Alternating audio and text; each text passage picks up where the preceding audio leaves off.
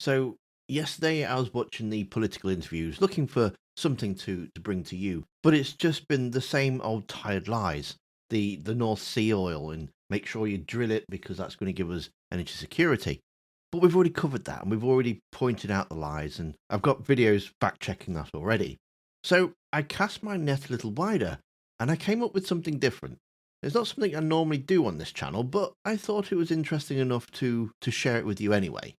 So, last week, the European Union signed a free trade agreement with Australia. It was comprehensive, ambitious, and 98% of Australian goods entering Europe duty free.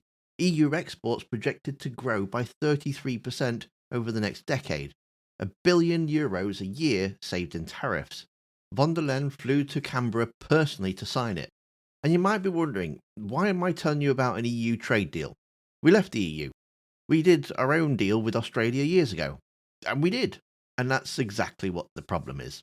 But of course, we came to a conclusion of a long-running negotiation on a free trade agreement between the UK and Australia. And even before we began these negotiations, you will recollect that the volume of trade, the exports between our countries have been quite extraordinary. We already sell cars, we sell whiskey. I'm proud to say to Australia, we sell boomerangs to Australia of the non-returnable variety. And now, thanks to this deal, we hope that there will be even more trade between the UK and Australia. Historic. That's what Boris Johnson called it. June 2021. The first UK major trade deal negotiated from scratch since leaving the EU. The proof that global Britain wasn't just a slogan. The moment the sunlit uplands started to look real. The government press release said the deal would unlock $10.4 billion of additional trade. Liz, Pork Market Truss, pork markets, then Trade Secretary, flew to Sydney and posed in front of the Harbour Bridge with a Union Jack umbrella, because apparently that's what trade policy looks like when you're doing it correctly. There's just one small problem. It wasn't actually a very good deal. And I don't mean that in a kind of remainder with an axe to grind kind of way.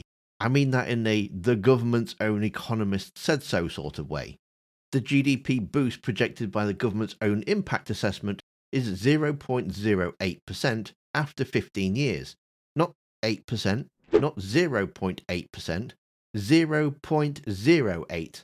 For context, the OBR estimated Brexit itself would shrink the UK economy by 4%. So we blew a 4% hole in our GDP. The flagship deal that was to fill it was going to deliver us 0.08% back, eventually, if everything went well. Maybe. But here's what actually given away, because this is where it gets properly painful. At the very end of the negotiations, Boris Johnson had Scott Morrison, the Australian Prime Minister, over for dinner at Downing Street. June 14th, 2021, the night before the big announcement. The sticking point was beef, specifically how you measure it, by product weight or carcass weight. It sounds like an argument between two butchers, doesn't it? The difference between amounts to tens of thousands of additional tons of Australian beef entering British markets every year. George Eustace, who was the Environment Secretary at the time, and DEFRA had spent months holding the line on exactly this point. Then Boris Johnson had dinner. And maybe a few sherries. According to Politico investigation into negotiations, Johnson made a verbal concession at the table. The Australian delegation immediately wrote it down, and while Johnson was in the bathroom, they scanned it over and had it printed out, in Downing Street itself, and handed it to him in the document when he came back. "Sign this, please." "Of course," he said. "Oh, yes, jolly good show, old bean." Australia's chief negotiator, Dan Tehan, later told Liz Truss, the woman who had spent most of the time negotiating this deal, "Your boss has already conceded the whole kingdom." Liz Truss was apparently furious, which is quite something because Truss had already given away an enormous amount. Eustace later described her approach as setting an arbitrary deadline to get the deal done before the G7 summit. She wanted the photo, and she put UK negotiators on the back foot from day one. Surprise, surprise. So the full sequence. Truss gave away too much for a photo op, then Johnson gave away even more over dessert. And the whole thing was described to the British public as a triumph. George Eustace was sacked by Liz Truss when she became Prime Minister, so come November of 2022, He's sitting on the back benches and no longer bound by collective cabinet responsibility, and he uses a parliamentary debate on the trade deals to say exactly what he thinks. But since I now enjoy the freedom of the backbenches, I no longer have to put such a positive gloss on what was agreed. And I hope that my honourable friend will understand my reason for doing this. And that is that unless we recognise the failures that the Department for International Trade made during the Australia negotiations, we won't be able to learn the lessons of future negotiations.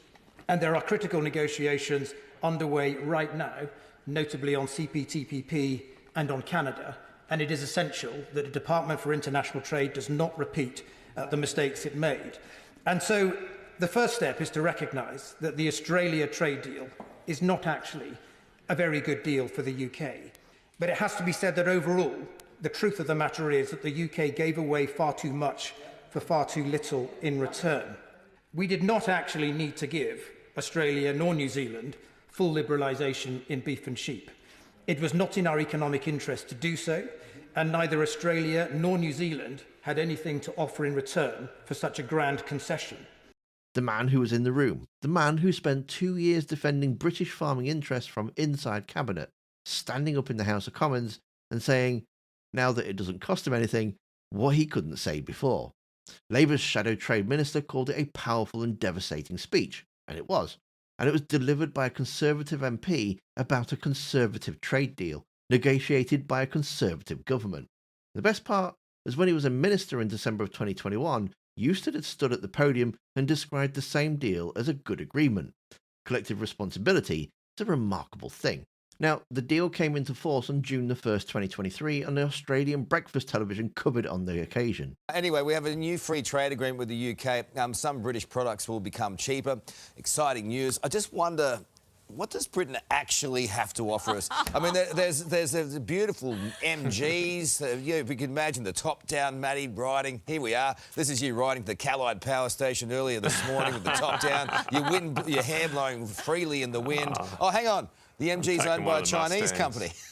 Yeah, that's right. That's so true. What else do they have? There's black pudding, Cumberland sausages. That's about it, isn't it? Carlos, there's a Spice Girls CDs, a nice cup of English breakfast tea. Don't be so hard on the Brits. All right, name one good export from the UK, Matty.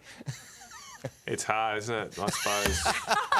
The peas pies. I don't know. Yeah, it's very hard. But this is about what we sell to them, Carl. Like, it's a good thing for us. Good thing for us because we get to sell more beef, and that's great for everybody in Australia. All right. The winning side couldn't explain what Britain was getting out of it. They suggested MG cars, owned by a Chinese company, Spice Girls CDs, peas pies. One presenter eventually concluded the whole thing was great for Australia because they got to sell more beef. Britain, in their assessment, was essentially irrelevant to the transaction, which, if you've been following, is more or less what the government's own economic modelling suggested. Which brings us back to last week. Because last week, the EU, which, by the way, started Australia trade talks at the same year as the UK, 2018, finally concluded their deal. And last week, on LBC, former Australian trade negotiator Dmitry Grotzebrinsky, I'm so sorry if I've just butchered that name, who literally represented Australia at the WTO and has since written a book called Why Politicians Lie About Trade, laid out a comparison. Well, this has been a deal the EU and Australia have been negotiating for a very long time, and it's been stuck for a very long time, basically for one simple reason. Australian farmers wanted a lot more access to European consumers than the European Union was comfortable giving to them. Sounds familiar. It is familiar. And you can, I think it's really important for your listeners to separate two different things here. There's a policy debate, which is how much should we tax foreign food to help our farmers? That's a legitimate conversation. You can argue that back and forth. There's an argument for doing it. There's an argument for not doing it. And there's the negotiations, which were held on the basis of the fact that the UK and the EU in this case really wanted to tariff Australian food, and Australia wanted them to stop. That was the basis for the negotiations, and the European Union has given away much less ability to tax Australian imports than the UK did. How much less? Almost exponentially less. Well, give me some numbers.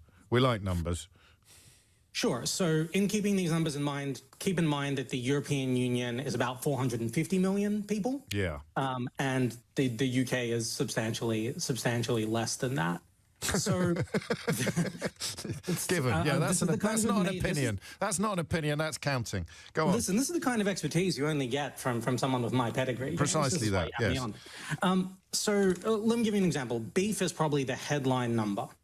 What the UK deal does is on day one, Australia gets 35,000 tons of beef into the UK, and over 15 years, that rises to 110,000 and then becomes unlimited. So basically, over 15 years from the start of the deal, the UK kind of gives away its ability to tariff Australian beef.